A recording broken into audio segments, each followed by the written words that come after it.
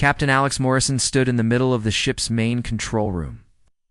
The lights were dim, and the soft hum of machines filled the air. His ship, the New Horizon, had been traveling through space for 3 weeks now. They were looking for new planets and checking old signals from deep space. Alex was a tall man with gray hair and kind eyes. He'd been flying ships between the stars for 20 years. His crew trusted him, and he trusted them. Today felt like any other day until Lisa Grant called out from her station. "Captain, I'm getting something strange," Lisa said. She was the ship's communication officer. Her job was to listen to all the radio signals that came from space. Most of the time it was just noise from stars or old human satellites. But this was different. Lisa had short brown hair and quick fingers. She was typing fast on her computer, trying to understand what she was hearing. The sound coming from her speakers was not like anything they had heard before. It had a pattern to it, like music, but sad music. "What kind of strange?" Alex asked. He walked over to Lisa's station and looked at her screen. There were lots of numbers and wave patterns moving across it. "It's repeating every 37 minutes, Lisa said. "And Captain, it's not from any human ship or station. The math in it is wrong for us, but it's still math. Someone smart made this signal." Ryan Blake heard them talking and came over. Hey. Was the ship's science officer. He was older than Alex, with white hair and thick glasses. Ryan knew more about space and aliens than anyone else on the ship. He looked at Lisa's screen, and his face became serious. "This is a distress call," Ryan said quietly. "I can tell from the way it repeats and gets weaker. Someone is in trouble and asking for help." Alex felt his heart beat faster. In all his years of flying through space, they had never found proof of aliens. Earth had been looking for other smart life for hundreds of years. Now, maybe they had found it. "Can you understand what they're saying?" Alex asked. Lisa shook her head. "Not yet. But I can try to use the computer to translate it. It might take some time." "Do it," Alex said. "Ryan, I want you to help her. Find out everything you can about this signal." Alex walked to the front of the control room and looked out the big window. Space looked the same as always, black with tiny white stars. But now he knew that somewhere out there, someone was calling for help. Danny Rodriguez came up from the engine room. Danny was short and strong, with oil on his hands from fixing machines. He was the best engineer Alex had ever worked with. Danny could fix anything and make it work better than before. "What's all the excitement about?" Danny asked. "We might have found aliens and they need help," Alex said.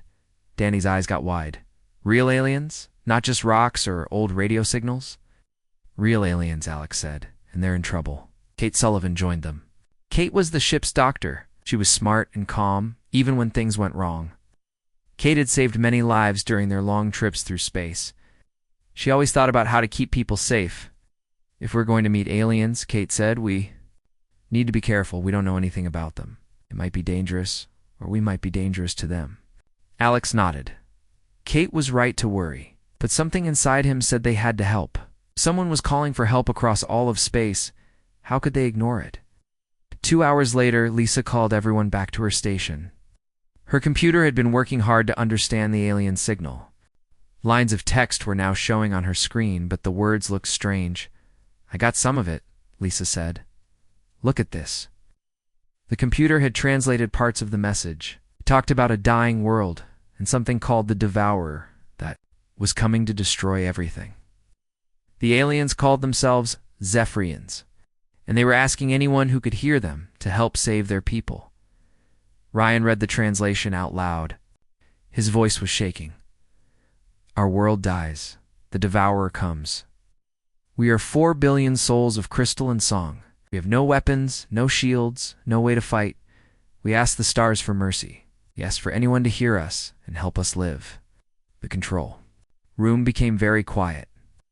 Everyone was thinking about what this meant. Somewhere far away, 4 billion aliens were about to die, and Earth's ship was the only one that had heard their call for help. Ben Carter came running into the room. Ben was young and worked with Lisa on communications.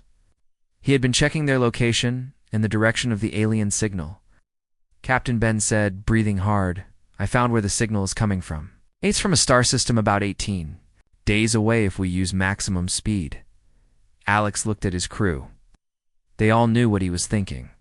Their mission was to explore space and report back to Earth.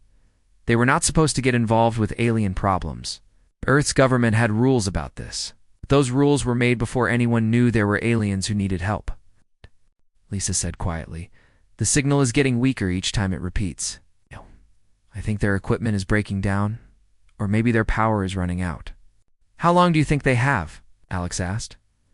Ryan looked at his calculations. "Based on how the signal is fading, maybe a few weeks, maybe less." Alex walked back to the window and looked at the stars again. Somewhere out there, billions of beings were waiting to die. They'd sent their message into space, hoping someone would care enough to help. Now that someone was his ship and his crew, he turned around and looked at each person in the room. Danny with his dirty hands and kind heart. Kate with her careful mind and healing skills. Ryan with all his knowledge of space and science. Lisa and Ben with their ability to talk across the impossible distances between stars. These were good people, and they were far from home, with no one to tell them what to do. "I know this isn't what we planned," Alex said. "I know we're supposed to just explore and go home. But we're the only ones who heard their call. We're the only ones who can help." "What are you saying, Captain?" Kate asked, but Alex could tell she already knew. "I'm saying we change course. We go to their world and see what we can do," Alex said. Danny smiled. "It's about time we did something important with this ship." Lisa nodded. "If we can talk to them. Maybe we can help them." Ryan pushed his glasses up. "It's going to be dangerous. We don't know what this devourer thing is." "Are you saying we shouldn't go?" Alex asked. Ryan shook his head. "I'm saying we should go, but we should be ready for anything." Ben was already working on his computer. "I can keep tracking their signal and try to send a message back. Let them know someone heard them." Kate sighed. "Well, if we're going to meet aliens, at least I'll have something interesting to write about." Alex felt proud of his crew. They were scared, he could see it in their faces, but they were willing to help people they had never met, people who weren't even human. "Danny, set course for the Zephrian system," Alex ordered. "Maximum speed." "Yes, sir," Danny said, and he ran back to the engine room. As the New Horizon turned toward the alien star system, Alex wondered what they would find there. He wondered if they could really help, or if they were flying toward their own deaths. But he knew they had to try. Someone had called for help across the darkness of space. And humans had answered. The ship jumped to faster than light speed, carrying 6 humans toward their first meeting with alien life, and toward a danger none of them could imagine. The New Horizon flew through space for 18 days.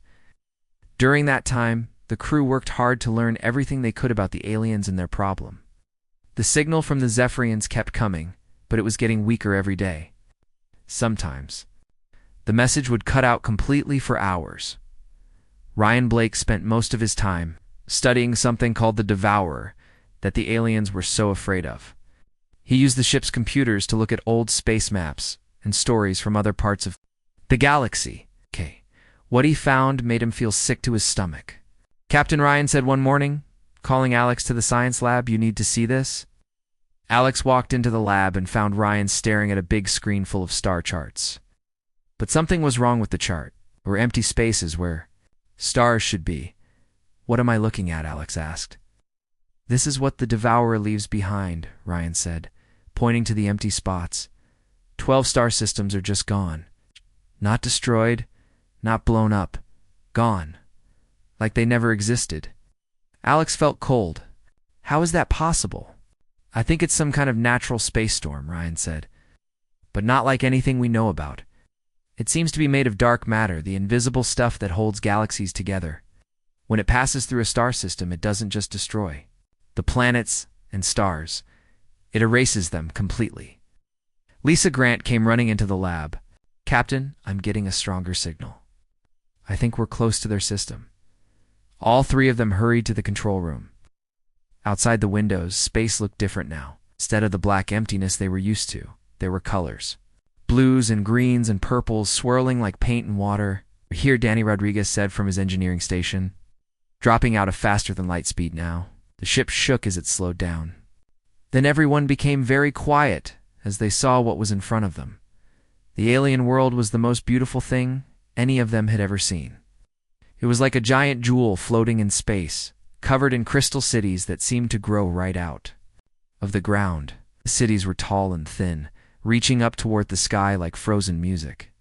Even from space, they could see that the whole planet sparkled and shone with its own light. "My God," Kate Sullivan whispered. "It's incredible." But even as they watched, they could see that something was wrong. Parts of the planet's surface were cracking like broken glass. Some of the crystal cities were falling down. The beautiful world was dying. "The gravitational stress from the Devourer," Ryan said sadly. "It's still days away, but it's already tearing their world apart." Ben Carter was working hard at his communication station, getting lots of signals now. "They know we're here." "Can you talk to them?" Alex asked. "I'm trying to set up a translation system," Ben said. "Give me a few minutes." While Ben worked, the crew watched the alien world through their telescopes.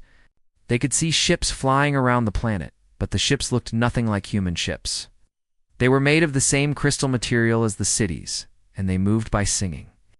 The crew could hear the songs through their radio equipment. Sad, beautiful music that made them want to cry. "Captain," Ben said suddenly, "I've got a connection. One of them is trying to talk to us." "Put it on the main screen," Alex ordered. The screen flickered, and then they saw their first alien. It looked like it was made of living crystal, tall and thin, with no face that humans could recognize.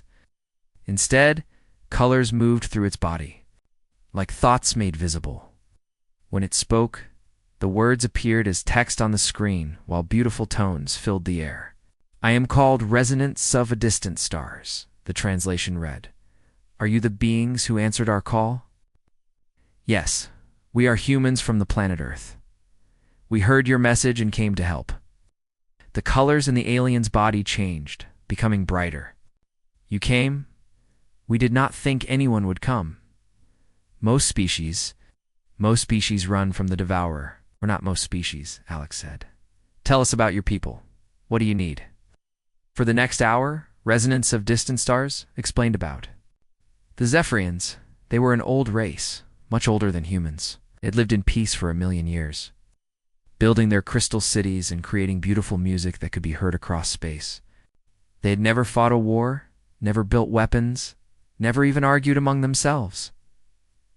"We are not fighters," the alien said. "We do not understand violence or conflict.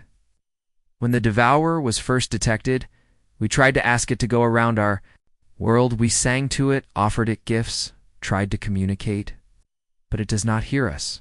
It simply consumes." Dr. Helen Price had joined them in the control room. Helen was the ship's expert on alien life, though she had never expected to meet any aliens in person. She listened carefully to everything the Zephrians said. "How many of your people are on the planet?" Helen asked. 4 billion of us remain," came the reply. "We had colonies on other worlds, but the Devourer consumed them first. We are all that is left of our kind." The crew felt the weight of that number. 4 billion lives depending on them.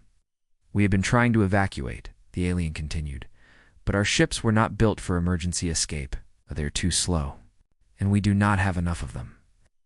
Most of our people will still be on the planet when the Devourer arrives." Alex looked around at his crew.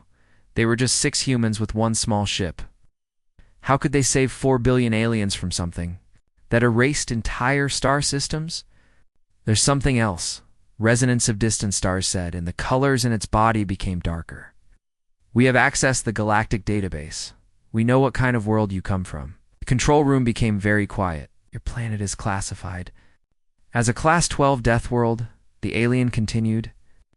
"The database says that Class 12 worlds are so dangerous that no intelligent life should be able to survive there.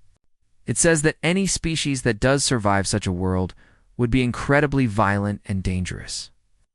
Helen Price stepped forward. "We're not here to hurt you, we know," the alien replied. "That is what confuses us. The database says your world has deadly storms, poisonous air, dangerous radiation, extreme temperatures, violent predators, and geological instability. It says your species evolved by fighting and killing constantly.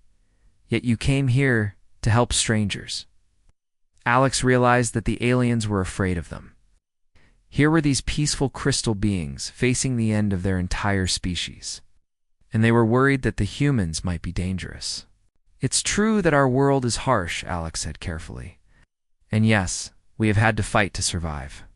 But that doesn't make us evil. It makes us strong." Ryan Blake moved to his computer and pulled up information about Earth. "May I show you something? Pictures?" Of Earth appeared on the screen: blue seas, green forests, white clouds, and cities full of people. "This is our world," Ryan said.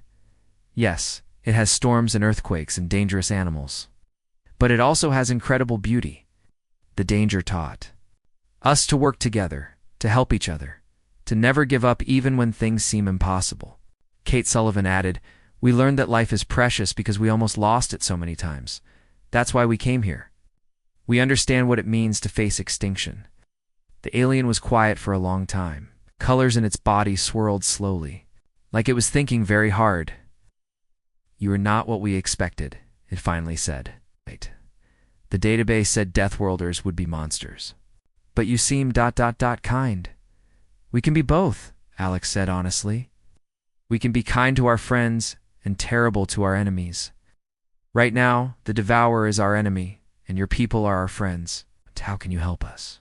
the alien asked. "You are only 6 beings with one small ship. The Devourer has destroyed civilizations far more advanced than either of ours." Alex looked at his crew again. Danny was already working on his computer, probably thinking about engineering solutions. Lisa and Ben were analyzing the alien communication systems. Kate was studying medical data about the Zephrians. Ryan was calculating orbital mechanics and gravitational forces. Helen was taking notes about alien biology. These were humans. They came from a world that tried to kill them every day, and they had not just survived but thrived. They had learned to turn problems into opportunities, to find hope in hopeless situations, to do the impossible when necessary. "We don't know how yet," Alex told the alien. "We're going to figure it out. That's what humans do. We find a way," as if to prove his point. The Devourer chose that moment to make itself known. Space itself seemed to ripple, and in the distance, they could see darkness spreading between the stars. It was still far away, but it was coming, and it was huge beyond imagination. "How long do we have?" Alex asked. 6 days, residents of distant stars replied. "Maybe less." Alex nodded. 6 days to save 4 billion aliens from a force that erased star systems. Any reasonable species would run away. But humans had never been reasonable. "Then we better get started," he said. The next 3 days passed like a nightmare that wouldn't end. The Devourer moved closer to the Zephrian system, and everyone could see its effects getting worse. The beautiful crystal planet was shaking itself apart. Whole cities were cracking and falling into deep holes that opened in the ground.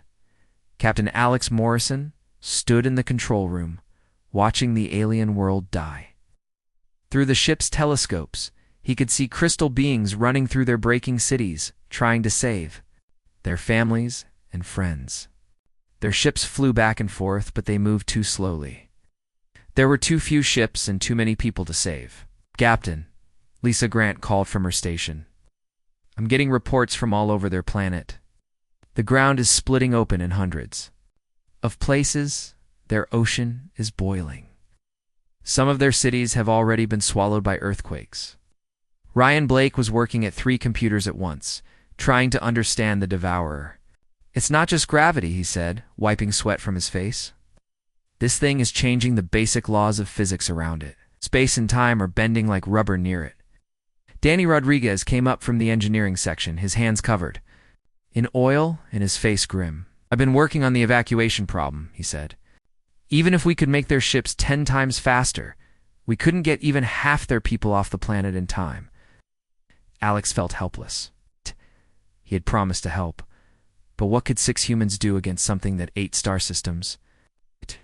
"There has to be another way," he said. "We don't give up. It's not what humans do." Amy Foster, who worked with Danny on the ship's engines, came running into the control room. She was young and smart and usually very calm. But now she looked excited and scared at the same time. "Captain," Amy said, breathing hard, I think I found something. Remember that dark matter research device we have in storage? Lex remembered. The device was supposed to help scientists study dark matter, the mysterious, invisible stuff that held galaxies together. It had never been tested on anything big. What about it? Alex asked. Well, Amy said, the Devourer is basically a storm made of dark matter, right? What if we could use our device too, to push it away somehow? Ryan looked up from his computers. That's insane. The amount of energy in that storm is like 1 billion suns. Our little research device couldn't move something like that. Maybe not the whole thing, Amy said. But what if we didn't try to stop? What if we just tried to nudge it a little bit to one side? Like using a small rock to change the direction of a big rolling boulder. Jake Collins, who worked with computers and navigation, joined the conversation. He had been listening while working on evacuation routes. It might work, Jake said slowly. If we could change the Devourer's path by just a few degrees, it would miss the planet completely. Danny's eyes got wide. But how would we get close enough? That thing would tear our ship apart before we got within 1 million miles of it. Amy looked around at all of them. We don't take the ship close. We take a shuttle. The room became very quiet. Everyone understood what she was saying. Someone would have to fly a small shuttle right into the edge of the Devourer, the most dangerous thing in the galaxy, and try to use the dark matter device to push it aside. That's suicide, Kate Sullivan said. She had been listening from the medical station. The radiation alone would kill anyone in minutes, and that's if the shuttle didn't get torn apart first. Maybe, Amy said, but maybe not. We could modify a shuttle with extra shielding, and we could set up the dark matter device to work automatically. The pilot would just have to get close enough and turn it on. Marcus Webb, the ship's best pilot, stepped forward. Marcus was quiet and careful, but he was also brave. He'd flown through dangerous places before. How close would we need to get? Marcus asked. Ryan did some quick math on his computer. About 50,000 miles from the edge of the storm. Close enough to touch it, basically. And how long would the pilot have to stay there? Marcus continued. Maybe 30 seconds, Amy? Said just long enough to turn on the device and make sure it's working. Marcus nodded slowly. I can do 30 seconds. No, you can't, Kate said firmly. At that distance, the exotic radiation would cook your brain in 10 seconds. Your body would start falling apart at the molecular level. Sophie Clark, who helped Jake with navigation, had been doing her own calculations. What if we rotated? Pilots, she asked, like a relay race. One person flies in for 10 seconds, then gets out, and another person takes over. That might work, Kate said, thinking hard. If we could get each person out before the radiation did permanent damage, and if we had enough people to keep rotating. Greg Powell, who handled the ship's defensive systems, shook his head. This is crazy. We're talking about flying into something that destroys solar systems. Even if the plan works, we'll probably all die. Alex looked around at his crew. These were good people. Smart people. People with families back on Earth. He couldn't ask them to throw their lives away for aliens they had barely met. I'll do it, Alex said. I'm the captain. If anyone's going to take this risk, it should be me. Like hell, Danny said immediately. If you think you're doing this alone, you're stupid. I'm the best pilot, Marcus added. If anyone should fly that shuttle, it's me. And I know the dark matter device better than anyone, Amy said. You need me there to make it work. Then you'll need a medic, Kate said with a sigh. Because even if this works, everyone involved is going to need medical treatment. Proud and sad at the same time. His crew was willing to die for people they had never met, people who weren't even human. This was why he loved working with these people. Ben Carter, who had been quiet during the discussion, suddenly spoke up. I've been listening to the alien communications. Their ships are trying to evacuate people, but they're having problems with panic. Some of their people are so scared they won't leave their homes, even to save their lives. That's normal, Kate said. When people are terrified, they sometimes freeze up instead of running. But there's something else, Ben continued. I think they're starting to lose hope. They think they're all going to die, so some of them are just giving up. Residents of distant stars had been listening to their conversations through the communication link. The alien's crystal body was darker now, the colors moving slowly like dying flames. "It is true," the alien said. "Many of our people have stopped trying to reach the evacuation ships. They believe death is certain, so they prefer to die in their homes with their families."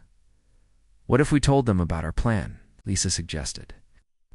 "What if we let them know that someone is trying to save them?" "But what if we fail?" Greg asked. "What if we get their hopes up and then we all die and they die anyway?" Alex thought about this. It was a fair question.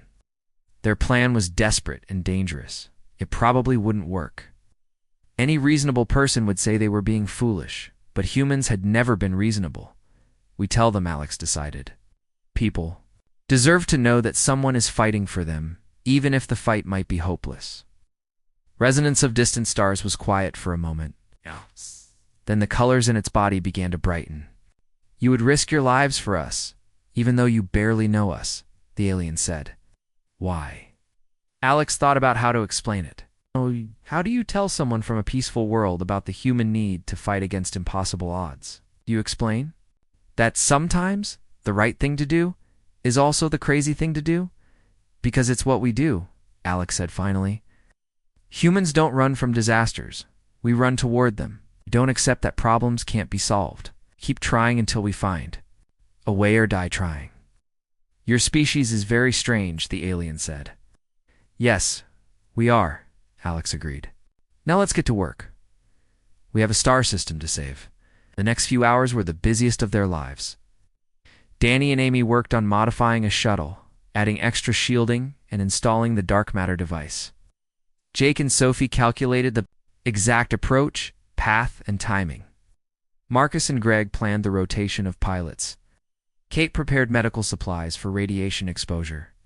Lisa and Ben coordinated with the Zephrians to let them know help was coming. Ryan continued studying the Devourer, looking for any weakness they could exploit. What he found was not encouraging. "It's getting stronger," Ryan reported. "Bit of matter it consumes makes it bigger and more dangerous. If we're going to do this, we need to do it soon, before it gets too powerful to redirect." "How much time do we have?" Alex asked. "Maybe 18 hours, Ryan said. "After that, I don't think our plan will work even if everything goes perfectly." Nodded. 18 hours to modify a shuttle, test their equipment, and then fly into the most dangerous thing in the universe. It should have been impossible, but humans specialized in impossible things. "Then we better hurry," Alex said. "We have work to do." Outside the ship's windows, the Devourer continued its approach, a growing darkness that swallowed light itself.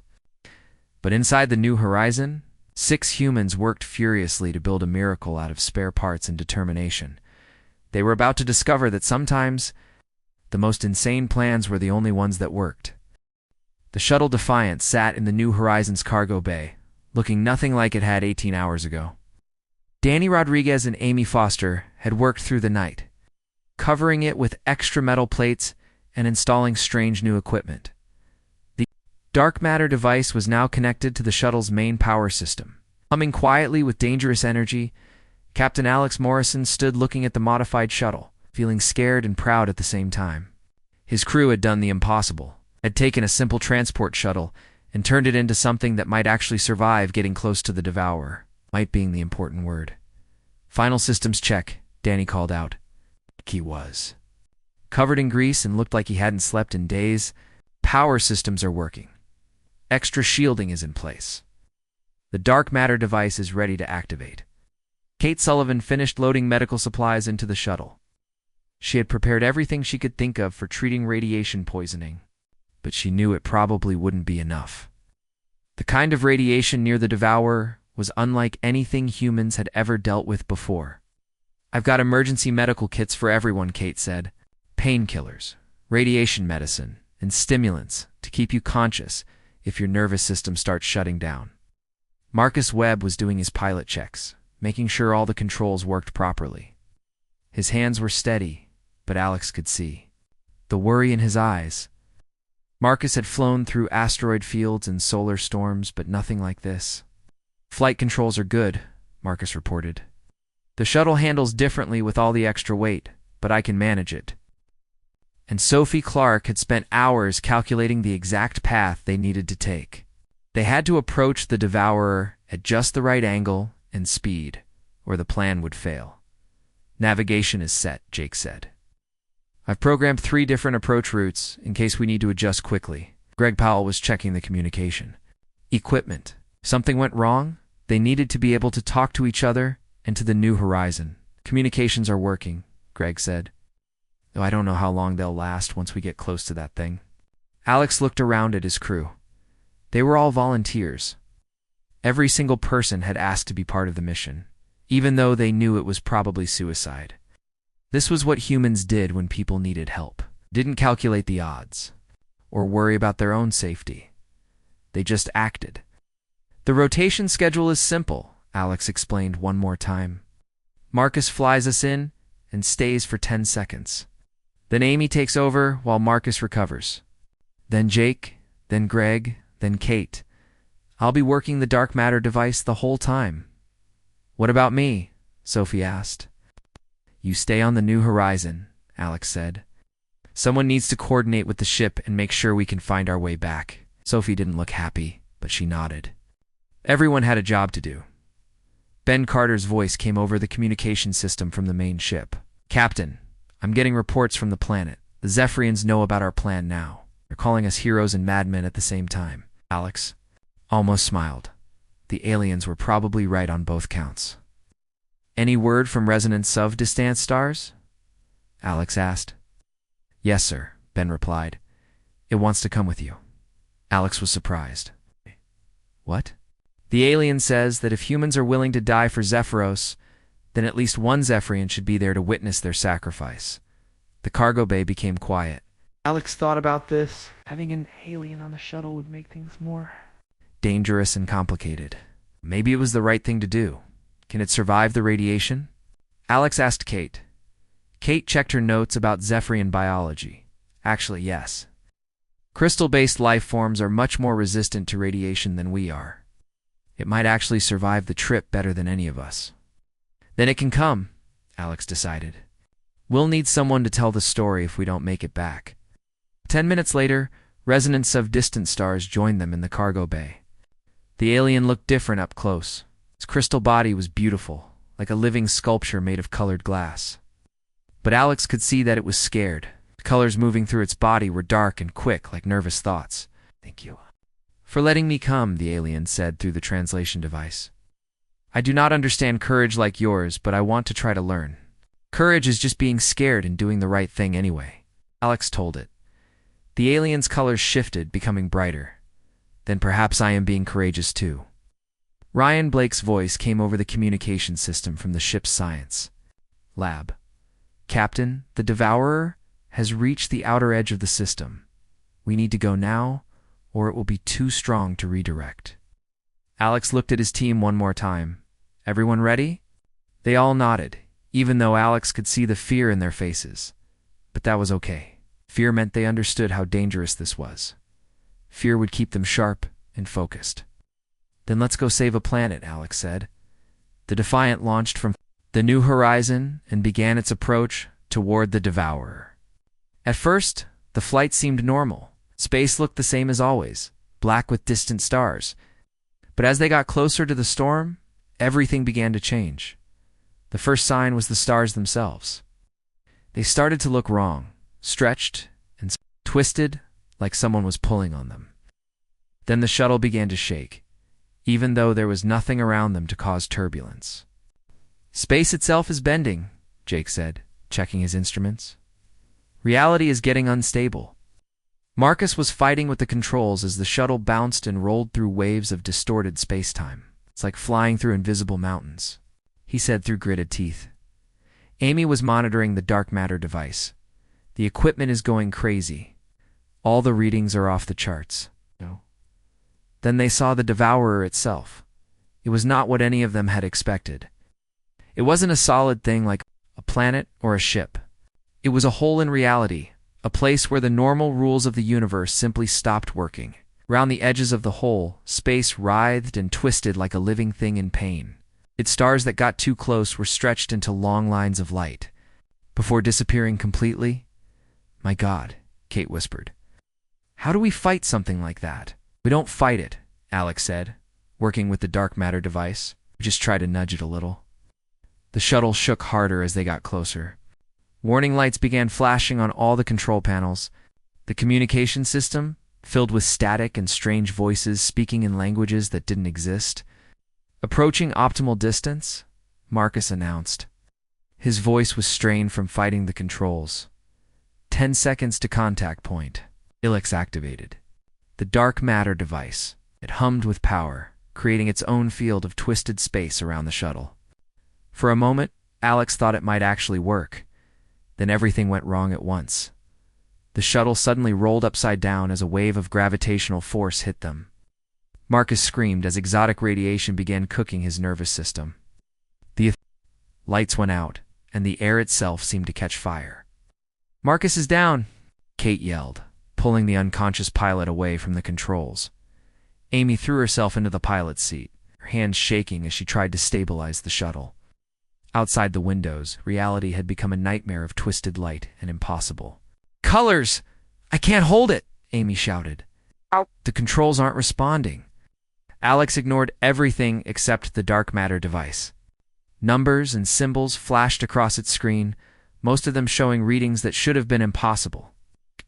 But slowly, very slowly, the device was doing its job.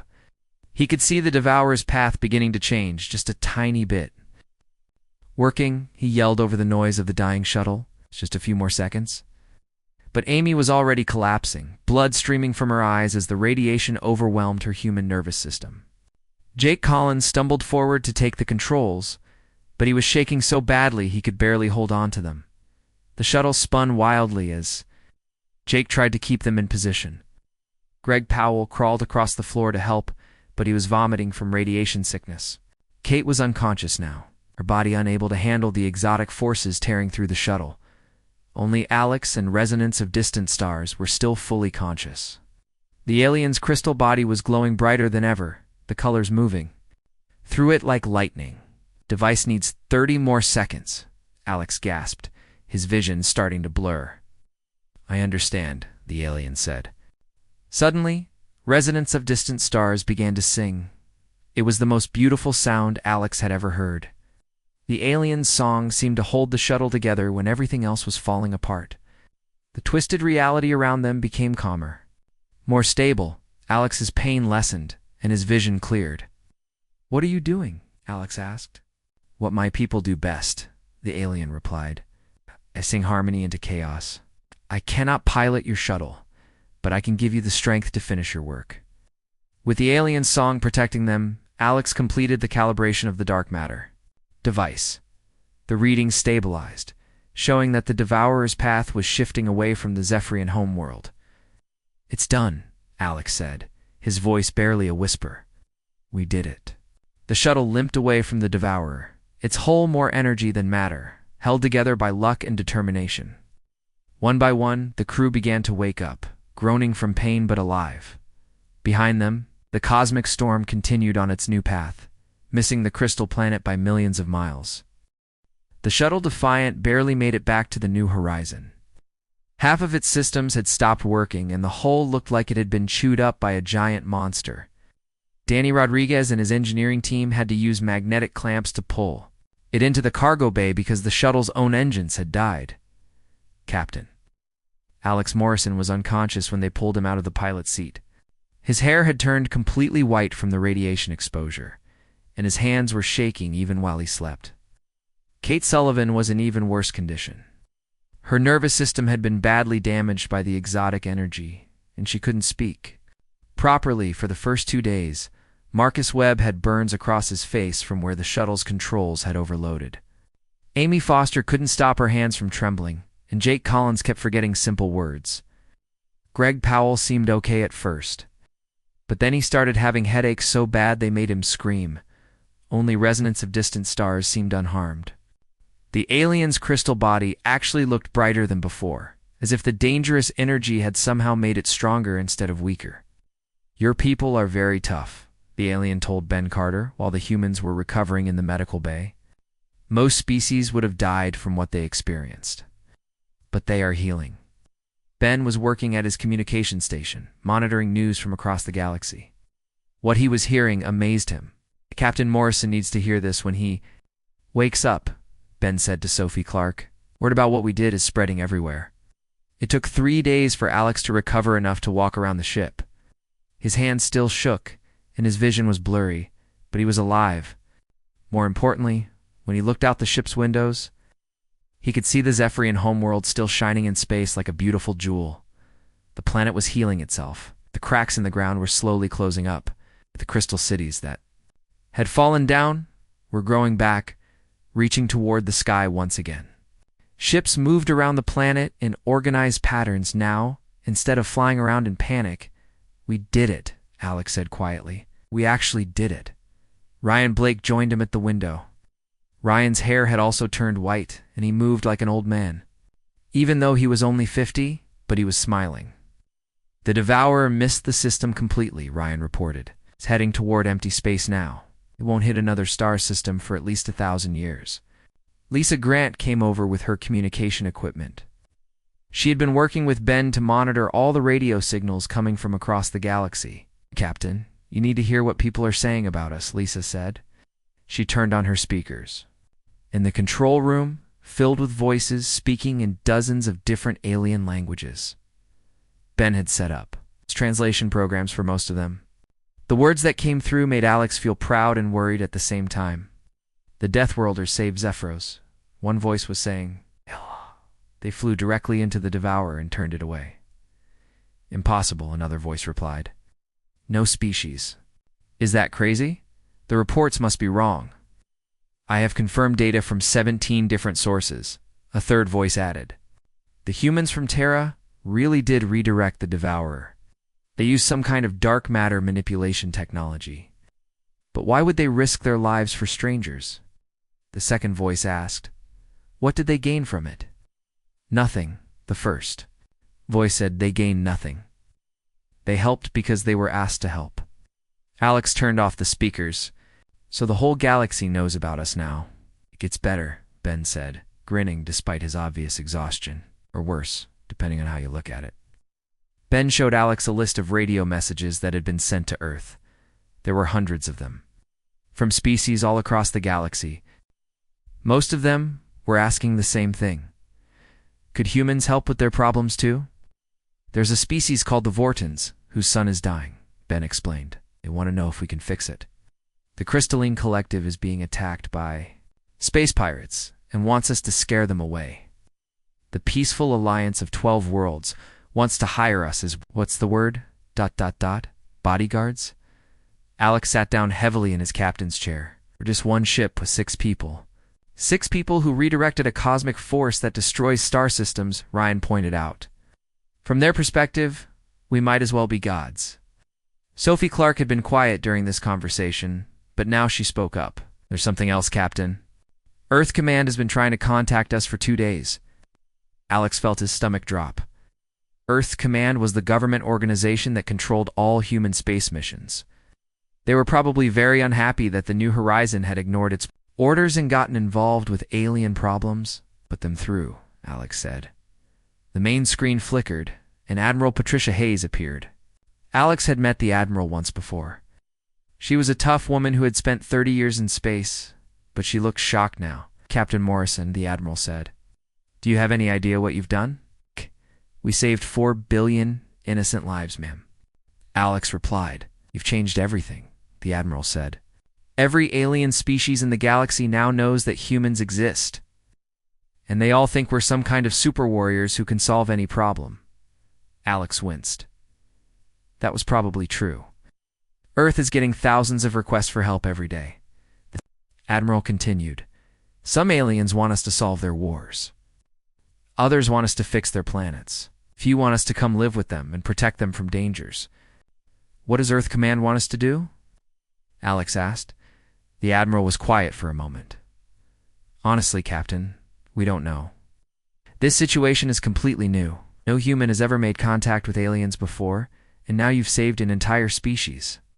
The politicians are arguing about what this means for humanity. While they argue, people might die, Alex said. That's exactly what I'm afraid you're going to say, the Admiral replied. Captain, I'm ordering you to return to Earth immediately for debriefing. Alex looked around at his crew. They were all listening to the conversation, and he could see what they were thinking. Going back to Earth meant sitting in meetings and answering questions while aliens across the galaxy faced problems that humans might be able to solve. Admiral Alex said carefully, with respect, I think we need to stay out here a little longer. It's not a request, Captain. That's an order. Alex took a deep breath. He had been in the military for 20 years. He'd always followed orders. But sometimes, the right thing to do was more important than following rules. Then I guess I'm disobeying orders, ma'am, Alex said. We have work to do out here. The Admiral's face turned red. Captain Morrison, if you refuse to return to Earth, you'll be court-martialed. Your entire crew will be stripped of rank and probably sent to prison. Maybe, Alex said. But first, we're going to help some people who need help. He gestured to Lisa, who cut the communication link. The screen went dark, leaving the control room in silence. Well, Danny said after a moment, I guess we're outlaws now. Outlaws with the best reputation in the galaxy, Amy added. She was still shaky from the radiation exposure, but she was smiling. So what do we do now? Marcus asked. Alex looked out the window at the stars. Somewhere out there, the Vortons were watching their sun die. Somewhere else, space pirates were attacking peaceful worlds. In a dozen different places, people were facing problems that seemed impossible to solve. We do what humans do, Alex said. We find the people who need help the most, and we help them. Residents of distant stars had been listening to their conversation. Through the translation system, the alien's crystal body began glowing brighter and beautiful music filled the air. What is it saying? Alex asked Ben. Ben listened to the translation system. It says that its people want to help too. They're offering to share their technology with us and come with us on our missions. Why would they want to do that? Kate asked. She was still having trouble talking, but she was getting better. Because Ben translated, they learned something from watching us. They learned that sometimes the most important thing you can do is help a stranger. Over the next few weeks, the New Horizon became the center of something new. The Zephrians sent ships to join them, bringing their crystal technology and harmonic healing abilities. Other species that had heard about the rescue began sending volunteers too. Soon, they had a small fleet of ships from different worlds, all working together to help solve problems across the galaxy. They stopped wars, fixed dying planets, and rescued species from disasters. They became known as the Deathworld Alliance, led by the strange humans who had first answered a cry for help in the darkness of space. Earth's government eventually stopped trying to call them back. Instead, they started sending more ships and volunteers to join the Alliance. Humanity had found its place in the galaxy, not as conquerors or traitors, but as the species that would answer any call for help, no matter how dangerous. Years later, when Captain Alex Morrison was asked why humans had been willing to risk everything for aliens they had never met, he gave the same answer he always gave, because someone called for help, and we heard them. That's what humans do. We answer when people call. And across the galaxy, whenever disasters struck or evil threatened the innocent, the same message would go out on emergency frequencies, calling the Deathworld Alliance. This is a request for assistance from human species and allies.